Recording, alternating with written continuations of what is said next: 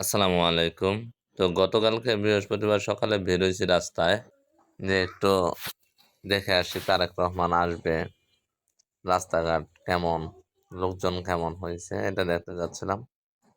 তো ভাই রাস্তায় বের হয়ে দেখি একটা গাড়িও নাই, একটা পাবলিকও নাই। যাচ্ছে ফাঁকা আর ফাঁকা। কোনো গাড়ি নাই, কোনো পাবলিক নাই। রাস্তা এত পরিমাণ ফাঁকা, ঈদের মাঝেও এত ফাঁকা হয় না।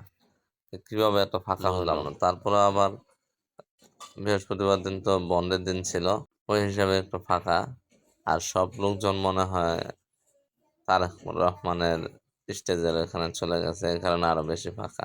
তো ফাঁকা দেখে পরে যাচ্ছিলাম, যেতে যেতে দেখি মাঝে মাঝে কিছু লোক আছে দাঁড়ায় আছে, কিন্তু নাই। হঠাৎ হঠাৎ দু একটা গাড়ি আসতেছে। এরকম ফাঁকা রাখলে ভালো লাগে, ফাঁকা গাড়ি চালাইতে বা উম আশেপাশে দেখতে ভালোই লাগে। এরকম ফাঁকা তো খুব কম পাওয়া যায়। অবশ্যই জানাবেন আর লাইক এন্ড শেয়ার করে দিবেন। ফেসবুক পেজটিকে ফলো করে দিবেন। ইউটিউব চ্যানেলটিকে সাবস্ক্রাইব করে দিবেন। সবাইকে ধন্যবাদ। আল্লাহ হাফেজ।